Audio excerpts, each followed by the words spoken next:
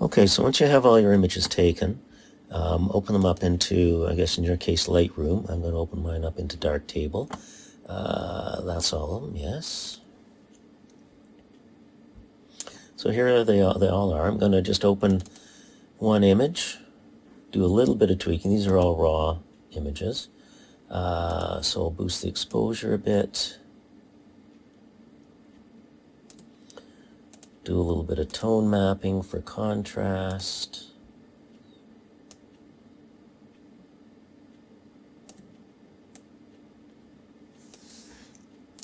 Add a little bit of local contrast as well.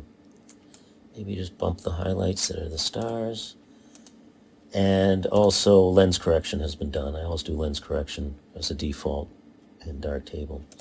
Okay, so so that's the first image that's been adjusted.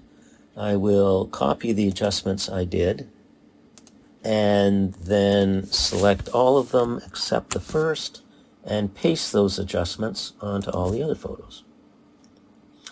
So now they've all been adjusted the exact same way. So I'm going to go in now and export them all, including the first one. Export them all as JPEGs.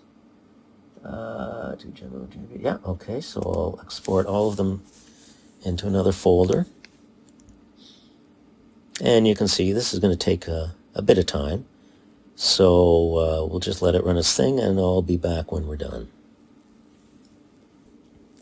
And we're just about done.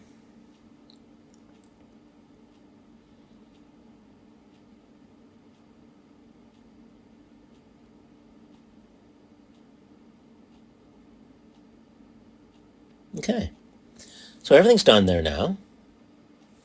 So now we go to, this is free software called StaX. It's designed specifically for doing star trails. So what I'm going to do is I'm going to go and grab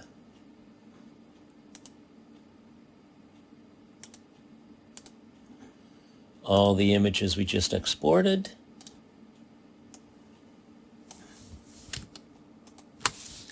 And drop them into StaX. So here they are. And you can go through them. At this point, if you wanted to remove, ones with planes, for example, you could. I'm just going to leave them all in. So we've dropped them into StaX, basically just using all the default blending modes. There's a bunch of blending modes. Just use the default and hit on Start Processing. And you can see it's building the star trail.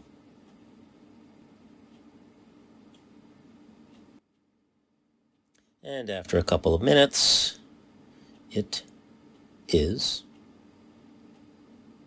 done. So now you have your star trail built. So at this point, I'm going to go in and save it as. So we'll save it as that, and we'll just go to the folder I want to drop it in to make it a little easier to find.